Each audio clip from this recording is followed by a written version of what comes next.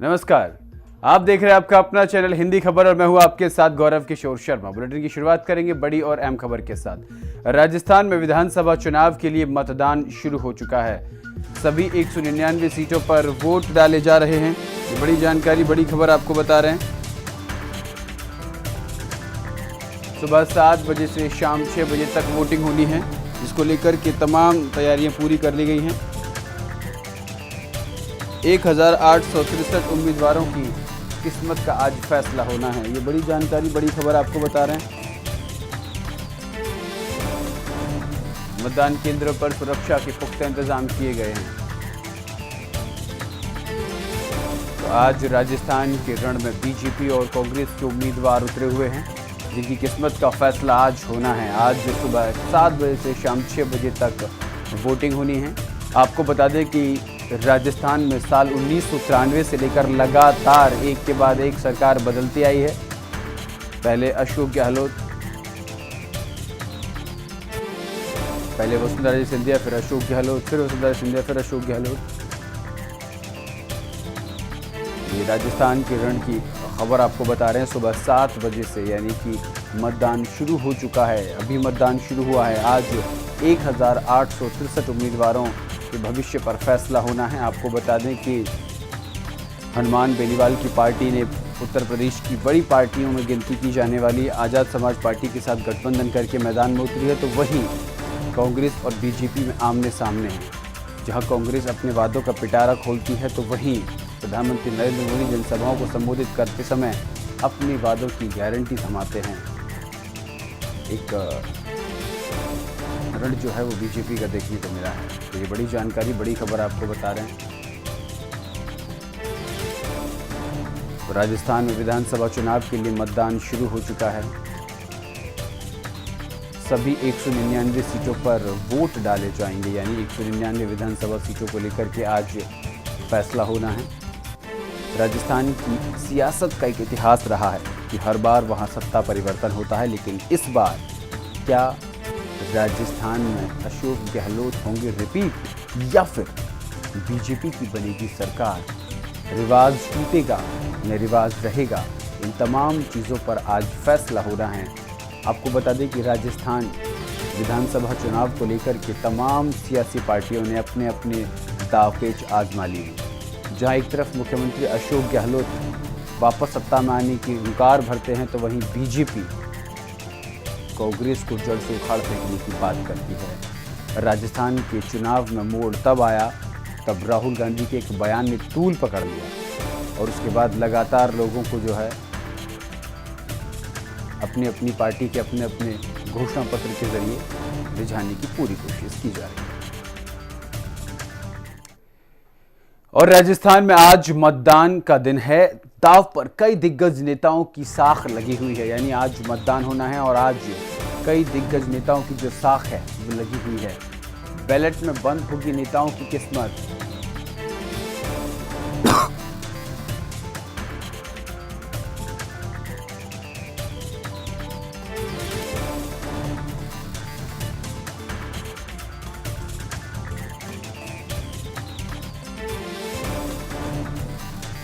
तो बैलेट में बंद होगी आज नेताओं की किस्मत। आपको बता दें कि 5 करोड़ 25 लाख मतदाता वोट डालेंगे।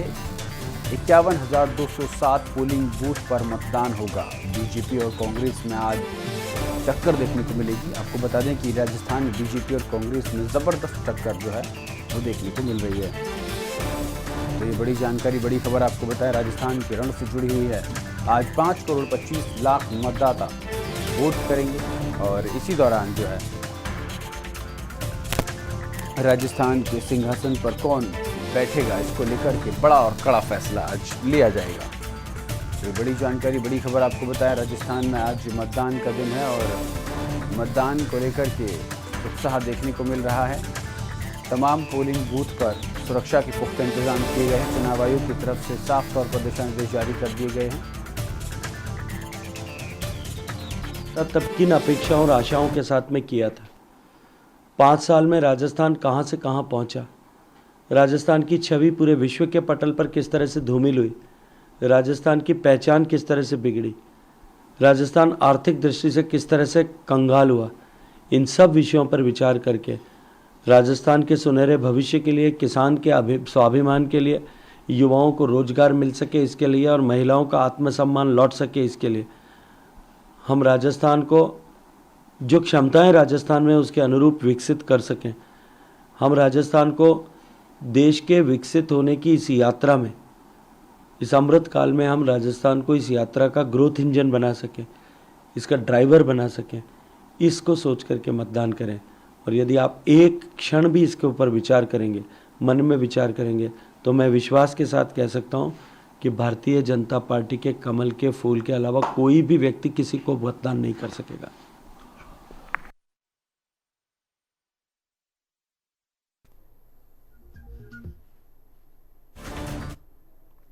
और इसी खबर पर ज्यादा जानकारी के लिए हमारी संवाददाता समीक्षा भरतपुर से हमारे राजस्थान से हमारे साथ जुड़ी है। समीक्षा, आज राजस्थान के रण में तमाम सियासी पार्टियों के बड़े नेताओं की साख दाव पर लगी हुई है। क्या लगता है, क्या अशोक गहलोत होंगे रिपीट, या फिर जिस तरीके से कांग्रेस दावे कर रही है, बीजेपी दावे कर रही है कि कांग्रेस को सत्ता से निकाल देंगे, क्या कुछ समीकरण बैठ रहे हैं? समीक्षा देखिए, इस बार राजस्थान का चुनाव काफी पेचीदा हो रहा है। कई समय से अशोक गहलोत ये कहते हुए नजर आ रहे थे कि मैं तो सीएम का पद छोड़ना चाहता हूं, लेकिन ये कुर्सी है जो मेरा पीछा नहीं छोड़ रही, कुर्सी मुझे नहीं छोड़ रही। तो वहीं अगर देखें तो इस बार हो सकता है बीजेपी की सत्ता में वापसी की रवायत कायम रहे, क्योंकि बीते काफी समय से 5 साल कांग्रेस रहती है, 5 साल बीजेपी रहती है। तो फिलहाल मैं जिस बूथ पर मौजूद हूँ वहाँ मेरे साथ एक कपल मौजूद है जो अभी अभी वोट देकर के आए हैं, और ज्यादा बातचीत उनसे करते हैं, उनसे जानते हैं कि आखिर किन मुद्दों के आधार पर उन्होंने इस बार वोट दिया है। क्या कुछ मुद्दे हैं राजस्थान के, क्या कुछ मुद्दे हैं इस भरतपुर की सीट के, क्योंकि राजस्थान का पूर्वी सिंहद्वार है, अजय दुर्ग लोहागढ़ यहाँ पर है। तो तमाम जानकारी अब उनसे लेते हैं। सर, क्या मुद्दों को आधार बना के इस बार वोट दिया? आपने विकास को आधार बना के, क्राइम और बाकी सब चीजें, चलो विकास होगा तो ऑटोमेटिकली जॉब मिलेंगे तो ये क्राइम वगैरह सब, तो क्राइम नॉर्मली वो लोग करते हैं जो खाली बैठे हैं, इनके पास कोई काम नहीं, क्योंकि जो काम करने वाले लोग हैं उनके पास टाइम ही नहीं। तो बेसिकली विकास होगा तो वो सारी चीजें होंगी। और अगर भरतपुर की बात करें तो कितने लोग चुने गए हैं, बट डेवलपमेंट के नाम पे अभी भी उतना नहीं हुआ जितना होना चाहिए। लाइक भरतपुर में कोई फैक्ट्री नहीं चलती है, सिमको हुआ करता था वो बंद हो चुका है। तो अगर यहाँ पे इंडस्ट्रीज आएंगी तभी तो यहाँ के लोग जॉब कर पाएंगे, तो तभी तो डेवलपमेंट होगा। That is what. तो अभी we are living here, we are not living here, I am working in Meerut, but I typically come for voting today, so my vote is there. देखिए, मेरठ से हैं ये लोग और स्पेशली वोट डालने के लिए आज यहाँ पर आए हैं। और भले मेरठ में रहते हो, लेकिन विकास का मुद्दे को आधार बनाते हुए इन्होंने आज वोट किया है और चाहते हैं कि राजस्थान में विकास हो, खास तौर पर भरतपुर शहर में विकास हो, फैक्ट्रियां खोली जाए। तो इस तरह कुछ लोगों का मत है कि विकास को ही उन्होंने इस बार आधार बनाया है। अब वो चाहे पार्टी कांग्रेस की हो या बीजेपी की हो, चाहते सारे लोग विकास ही। जी समीक्षा इनसे एक बात और पूछने की कोशिश कीजिएगा कि जिस तरीके से एक तरफ बीजेपी जो है वो 450 रुपए में सिलेंडर देने की बात करती है, तो वहीं कांग्रेस 400 में सिलेंडर देने की बात करती है, लेकिन पहले कांग्रेस 500 का सिलेंडर दे रही थी। तो कहने का तात्पर्य है कि क्या इस तरीके से जो जन कल्याणकारी लोक लुभावनी योजनाएं हैं इनसे वोटर आकर्षित होगा? देखिए, गहलोत ने तमाम स्कीम चलाई, ठीक है, गहलोत को जादूगर कहा जाता है, ठीक है, अपनी जादूगरी से वो कुछ भी कर देते हैं। अगर बात करें हम सिलेंडर की, तो कांग्रेस अपना अलग दावा करती है, हम इतने में सिलेंडर देंगे, बीजेपी में। तो क्या इस तरह की जो प्रलोभनकारी योजना है इनसे कहीं ना कहीं प्रभावित होते हैं? कोई फायदा नहीं। एक चीज तो सबसे पहली चीज है कि वो चीज धरातल पे आती नहीं, क्योंकि जैसे ये लोग बोलते हैं 500 का सिलेंडर है या ये है, तो वो तो स्पेशल कैटेगरी है जिसके लिए दिया जाता है, सबको तो नहीं मिल सकता, और सबको दे देंगे तो फिर काम कौन करेगा? तो ये सब तो बेकार की चीजें जो प्रलोभन वाली हैं, इसमें पेपर लीक भ्रष्टाचार की मुद्दा हो सकता है, ये जानने की कोशिश कीजिएगा। अब मेरे ख्याल से लोगों को उससे ऊपर के वोटिंग करना पड़ेगा। पेपर लीक, भ्रष्टाचार, सारी चीजें, पेपर लीक है, भ्रष्टाचार है, जितनी स्कीम्स हैं उसमें से जमीन पे कितनी है। अगर आप वो देखो, एक स्कीम चलती है जिसमें मेडिकल फैसिलिटी, लेकिन अशोक गहलोत कहते हैं कि पेपर लीक को लेकर हम सख्त कानून बनाएंगे, इसको लेकर सरकार सख्त है। जाके पूछो कि चिरंजीवी कार्ड चलता है, वो बोलेंगे नहीं चलता है, खत्म हो गया। तो क्या फायदा है ऐसी स्कीम का? जो है तो कागजों में बट फिजिकली नहीं है। तो ये मैंने खुद ने एक्सपीरियंस किया कि चिरंजीवी में गया, कार्ड दिखाया कि चिरंजीवी का कार्ड है, उधर तक चलता ही नहीं है आपका। देखिए, यहाँ पर सबका साफ तौर पर यही कहना है कि स्कीम भले कांग्रेस कितनी भी लिया, लेकिन जमीनी स्तर पर तो कहीं ना कहीं कुछ काम कर ही नहीं रही है। बात अगर चिरंजीवी योजना की करें तो बड़े बड़े बोर्ड लगा दिए जाते हैं, इस तरह की चीजें कर दी। माफी के साथ समीक्षा आपको रुके। इस वक्त की बड़ी खबर सामने आ रही है, बड़ी खबर आपको बताया चुनाव से जुड़ी हुई है। प्रधानमंत्री नरेंद्र मोदी ने ट्वीट किया है राजस्थान चुनाव को लेकर। प्रधानमंत्री नरेंद्र मोदी का ट्वीट सामने है सोशल मीडिया प्लेटफॉर्म एक्स पर। उन्होंने लिखा है, फर्स्ट टाइम मतदाताओं को शुभकामना, यानी कि जो 18 वर्ष के हो गए और पहली बार मतदान करने जा रहे हैं, उन तमाम मतदाताओं को मेरी तरफ से शुभकामनाएं। लोकतंत्र के इस पावन पर्व में अपनी सहभागिता निभा रहे हैं और ज्यादा से ज्यादा वोट करें, तमाम तरीके की अपील प्रधानमंत्री नरेंद्र मोदी ने की है। और सोशल मीडिया प्लेटफॉर्म एक्स पर उन्होंने लिखा है कि नए मतदाताओं को मेरी तरफ से अनंत अनंत शुभकामनाएं। तो ये ट्वीट किया है प्रधानमंत्री नरेंद्र मोदी ने, युवाओं को जागरूक किया है प्रधानमंत्री नरेंद्र मोदी ने। देश के प्रधानमंत्री होने के नाते लोकतंत्र के महापर्व आज राजस्थान में मनाया जा रहा है और उसको लेकर के प्रधानमंत्री नरेंद्र मोदी ने युवाओं को शुभकामनाएं दी हैं। साथ ही साथ उन्होंने कहा कि जो पहली बार वोट कर रहे हैं, मैं उनको शुभकामनाएं प्रेषित करता हूं। अपने मत का प्रयोग करें, सही दिशा में करें, सही तरीके से करें। इन तमाम बातों का जिक्र प्रधानमंत्री नरेंद्र मोदी ने अपने ट्वीट में किया है। वापस समीक्षा के पास रुख करते हैं। समीक्षा, राजस्थान के रण में किसकी सरकार बनेगी? अगर राजस्थान के इतिहास उठाकर देखें तो राजस्थान की जनता एक बार कांग्रेस को अपना मत देती है और एक बार बीजेपी को अपना मत देती है, यानी कि सत्ता के सिंहासन पर किसी एक को लगातार बैठने नहीं देती। लेकिन इस बार के समीकरण क्या कहते हैं? आपके पास काफी बुजुर्ग और काफी जिनको बहुत अनुभव है राजस्थान की राजनीति का, वो आपके साथ मौजूद है, उनसे बात करने की कोशिश कीजिएगा। आप अपना दिखा दीजिए। ये अभी वोट दे करके आए हैं, ये इंक है, ये दर्शा रही है कि इन्होंने अपने मत का अच्छे से उपयोग किया होगा। सर, किस तरह देख रहे हैं इस बार राजस्थान के चुनाव को, और क्या मुद्दे को आधार बना करके इस बार चुनाव आपने दिया है? राजस्थान में जो मुख्य मुद्दा है वो नवयुवकों की बेरोजगारी और हताशा है। इस पर पिछली सरकार ने कम ध्यान दिया है, इसलिए परिवर्तन की इच्छा विकास, पेपर लीक होना, क्योंकि आपने बोला कि नवयुवकों की हताशा, तो पेपर लीक होते हैं, किस तरह से उनके भविष्य के साथ? नवयुवक अपना ग्रेजुएशन करने के बाद में सब तैयारियां करता है, सभी तरह की कोचिंग इंस्टीट्यूट में जाकर के तैयारियां करता है, लेकिन जब उसको सेंटर पर जाकर के ये पता चलता है कि पेपर लीक हो या पेपर आज नहीं होगा, तो उसकी हताशा और वो अवसाद के रूप में अपने आप को पाता है। और अगर नवयुवक बढ़ेगा तो देश बढ़ेगा।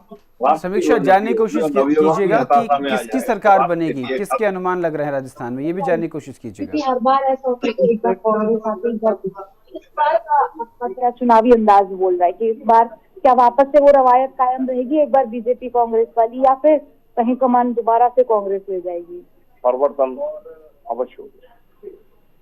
जिन्होंने अपनी एक लाइन में साफ कर दिया कि परिवर्तन अवश्य होगा, ये साफ है ये करने के लिए कि इस बार सत्ता कहीं ना कहीं बीजेपी के हाथों में ही जाएगी। गौरव जी, जिस तरीके से राजस्थान के रण में देखा जाए तो हनुमान बेनीवाल एक बड़ी कई विधानसभा सीटों पर अपना एक बड़ा प्रभुत्व रखते हैं। उनके साथ चंद्रशेखर आजाद भी जो हैं वो भी जाकर मिल गए हैं। उधर अगर बात करें तो शुरुआती जब ये चुनाव शुरू हुए थे समीक्षा, तब मुख्यमंत्री अशोक गहलोत और सचिन पायलट के बीच तीखी नोकझोंक देखने को मिली थी।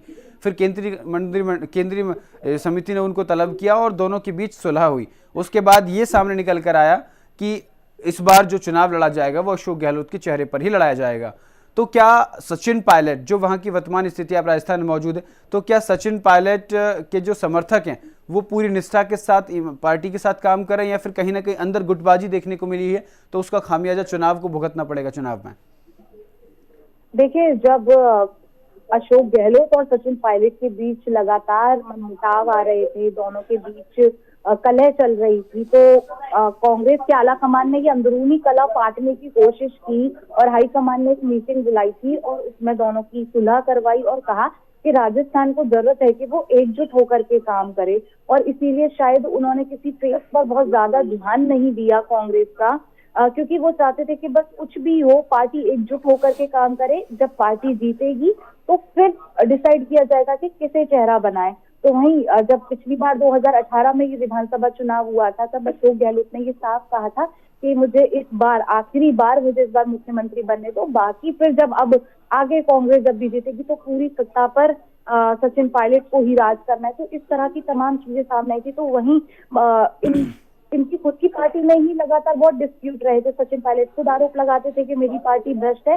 तो कहीं ना कहीं जनता को भी ये नजर आया था कि हमने जिन्हें वोट देकर के चुना, जिनको हमने सत्ता में लाया, वही कहीं ना कहीं कलह कर रहे हैं। तो ये जनता पर क्या ध्यान देंगे। हालांकि कांग्रेस की जो स्कीम थी वो शानदार थी, जमीनी स्तर पर उनका असर बहुत हद तक हुआ, बहुत लोगों को फायदा उन्होंने उठाया, लेकिन फिर से कहीं ना कहीं इस बार जो समीकरण इस वक्त दिख रहे हैं उनसे लग रहा है कि बीजेपी हो सकता है सत्ता में वापसी इस बार कर ले।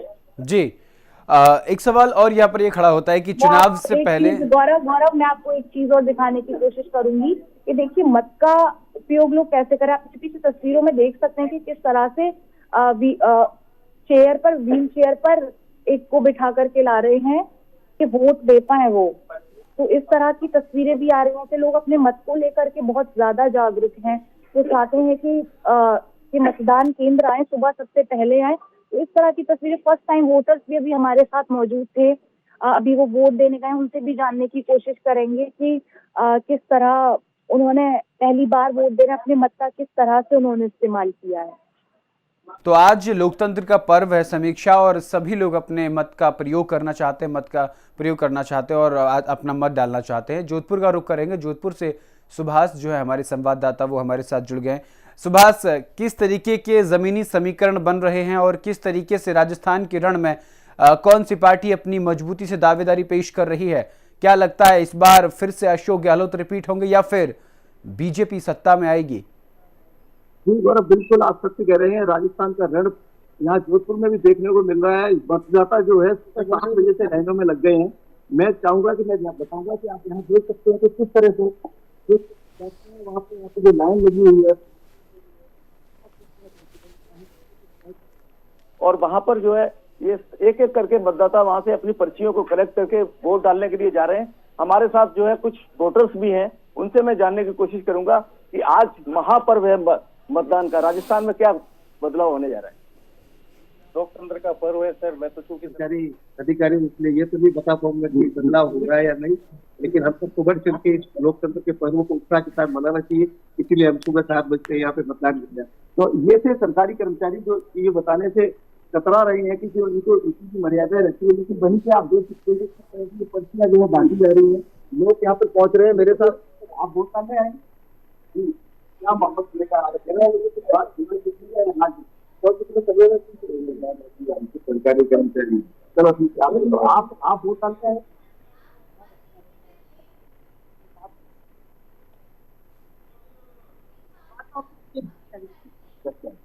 तो इनका मतलब कहना यही है कि सर गौरव जी कि हवा जो है बीजेपी की लग रही है, लेकिन अब की बात जो राजस्थान का रण है वो कहीं न कहीं अशोक गहलोत वर्सेस भारतीय जनता पार्टी के होने जा रहा है। जी सुभाष, तो देखना होगा कि आज जो प्रत्याशियों की किस्मत दाव पर लगी और कई बड़े लोगों की भी साख दाव पर लगी। देखना होगा कि 3 दिसंबर को क्या कुछ निकलकर सामने आता है। बीजेपी और कांग्रेस दोनों आमने सामने हैं, लेकिन दोनों के घोषणा पत्र क्या हैं, दोनों ने क्या क्या वादे किए हैं, कैसा उनका राजनीतिक समीकरण है, तमाम चीजें आपको हिंदी खबर पर ग्राफिक्स के जरिए आपको समझाते हैं कि किस तरीके से कांग्रेस चुनावी मैदान में है। ये डायरी आपको दिखाते हैं हिंदी खबर की। ये देखिए, बीजेपी का संकल्प है 12वीं पास छात्र को स्कूटी दी जाएगी, तो वहीं कांग्रेस ने भी अपना दाव खेल दिया। उनका हर छात्र को इंग्लिश मीडियम में शिक्षा दी जाएगी, यानी कि दोनों अपने अपने वादे कर रहे हैं। बीजेपी का संकल्प है कि 400 रुपए में सिलेंडर देगी, तो कांग्रेस कह रही है 500 में सिलेंडर देगी, लेकिन पहले कांग्रेस ने वादा किया था, उसके बाद बीजेपी ने किया।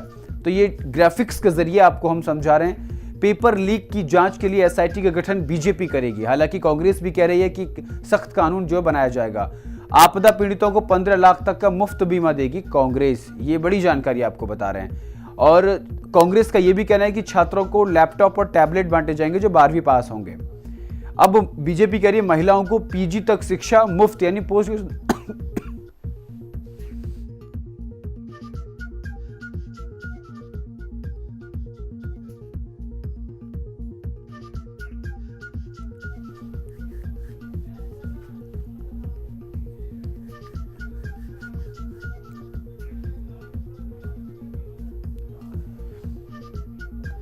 तो बीजेपी और कांग्रेस दोनों आमने सामने हैं, दोनों अपने वादों का पिटारा लेकर जनता के बीच पहुंचे हैं।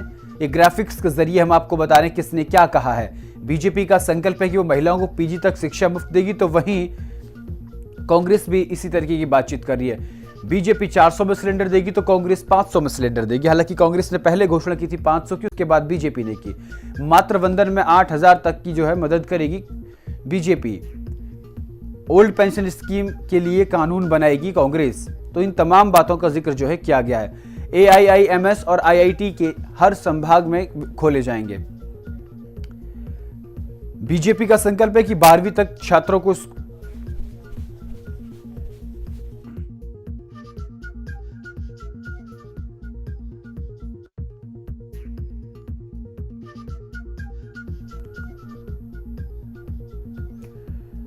तो मातृवंदन में 8000 की मदद करेगी बीजेपी। ये आपको तमाम वो वादे और वो चीजें बताए जिसको लेकर के कांग्रेस और बीजेपी दोनों आमने सामने हैं।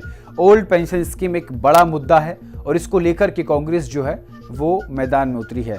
आपदा पीड़ितों के लिए 15 लाख रुपए तक का मुफ्त बीमे की घोषणा जो है वो कांग्रेस ने कर दी है। तो वहीं बीजेपी कह रही है कि 12वीं तक के स्कूलों में मुफ्त शिक्षा दी जाएगी और महिलाओं को पीजी तक मुफ्त शिक्षा दी जाएगी। तो कांग्रेस कह रही है कि हर छात्र को इंग्लिश मीडियम की शिक्षा दी जाएगी। पहले कांग्रेस कहती है कि 500 रुपए का सिलेंडर दिया जाएगा, उसके बाद बीजेपी कहती है कि हम 400 रुपए में सिलेंडर देंगे। महिला मुखिया को 10,000 रुपए सालाना देने की बात कांग्रेस कर रही है, तो बीजेपी 8,000 देने की बात कर रही है। पेपर लीक मामले को लेकर एक बड़ा मुद्दा राजस्थान में माना जाता है, उसको लेकर एक SIT का गठन जो है वो बीजेपी करेगी। तो कांग्रेस की तरफ से भी छात्रों को लोक लुभावनी योजना दी गई है कि छात्रों को लैपटॉप और टैबलेट बांटे जाएंगे जो 12वीं पास होंगे। हर छात्र को इंग्लिश मीडियम की शिक्षा मिलेगी, महिलाओं को पीजी तक मुफ्त शिक्षा मिलेगी।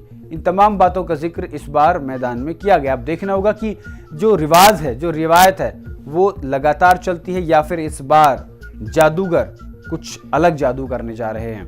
हालांकि जिस तरीके से समीकरण सामने निकल कर आ रहे हैं उससे साफ तौर पर यह कहना गलत नहीं होगा कि इस बार बीजेपी के सामने थोड़ी सी मुश्किल जरूर है, लेकिन परिणाम क्या होगा वो तो आने वाला वक्त ही बताएगा। तो 12वीं पास छात्र को स्कूटी दी जाएगी।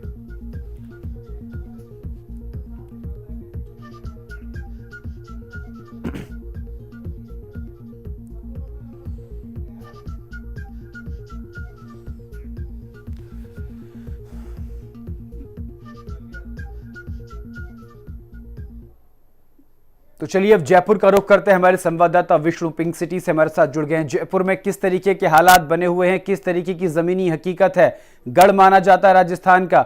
जयपुर में जिसकी लहर होगी पूरे प्रदेश में, उसकी सरकार बनने की ज्यादा उम्मीद रहती है। क्यों विष्णु? जयपुर में साहब सिविल लाइन विधानसभा क्षेत्र में खड़े हैं और दूसरी बात देखा जाए तो वोटर धीरे धीरे बढ़ते हुए नजर आ रहे हैं। सिविल लाइन विधानसभा क्षेत्र जो कि कांग्रेस के दिग्गज मंत्री प्रताप सिंह खाचरियावास रियावास में फायरब्रांड नेता भी माना जाता है कांग्रेस की, और उनके वोटर हैं यहाँ पे। और सिविल लाइन के अरुण चतुर्वेदी जो कि पूर्व मंत्री हुआ करते थे और प्रदेश अध्यक्ष रहे हैं, तो बीजेपी के भी अच्छे खासे वोटर हैं। और देखा जाए तो यहाँ मुस्लिम बहुल्य क्षेत्र थोड़ा सा ज्यादा है और उसी को लेकर यहाँ कांग्रेस और भाजपा में कड़ी टक्कर देखी जा रही है। और आप पार्टी का जो व्यक्ति है उसका भी कोशिश था, तो उन्होंने भी कार्ड ठोक रखी है। सिविल लाइन विधानसभा क्षेत्र का यही हालत डोडवाड़ा में भी है। देखा जाए तो दिया कुमारी जो सांसद है तो वो चुनावी मैदान में उतरे हैं और साथ में अग्रवाल भी उतरे हैं, तो कांग्रेस पार्टी के भी दिग्गज प्रत्याशी रहे हैं। पिछली बार तो हार गए थे, इस बार उन्होंने तैयारियां की है। और दूसरी तरफ देखा जाए तो मुस्लिम बहुल्य क्षेत्रों में अमीन कागजी और रफी खान की स्थितियां काफी मजबूत देखकर बताई जा रही है। और RR तिवारी और जो महेंद्र भट्टाचार्य जी हैं जो कि भाजपा के प्रत्याशी है, तो उनकी भी दावेदारी मजबूत बताई जा रही है। तो जयपुर में करीब करीब कांटे की टक्कर है। और कहीं ना कहीं आप देखें तो जयपुर सिटी में हिंदुत्व का मुद्दा हमेशा चला है। मोदी जी की रैली होने के बाद और योगी जी की रैली के होने के बाद जो भारतीय जनता पार्टी के जो कार्यकर्ता है उनमें काफी उत्साह देखा गया है और काफी तरीके से उन्होंने अब प्रचार प्रसार का अभियान भी ऐसा स्टार्ट किया है। तो इसी को लेकर कांग्रेस पार्टी की जो गारंटी योजनाएं वगैरह वो कहीं न कहीं कुछ बैक होती दिख रही है और जयपुर सिटी में भारतीय जनता पार्टी की कुछ सीटें बढ़ सकती है, पिछली बार से बहुत ज्यादा बढ़ सकती है। तो इस बार किसकी ज्यादा उम्मीद लग रही है विष्णु? क्या सरकार रिपीट होगी? कि सरकार रिपीट तो एक आने वाला वक्त ही बताएगा। बाकी इस समय ऐसा माहौल किसी भी पार्टी का नहीं, जैसे एंटी इंडस्ट्री हर बार पहले ही पता चल जाता था कि सरकार किसकी बन रही। अब की बार ऐसा सारे ट्रेंड पंडित फेल हैं कि पता ही नहीं चला कौन अब मुख्यमंत्री बनेगा, किसकी सरकार बनेगी, अभी किसी का कोई क्लियर नहीं बता सकते। जी बिल्कुल। इसमें भारतीय जनता पार्टी भी जोर आजमाइश पूरी तरह कर रही है, तो कांग्रेस पार्टी ने अपनी गारंटी योजनाओं से ग्रामीण परिवेश में और कृषि में जन जन में विकास के मुद्दे को लेकर गई है।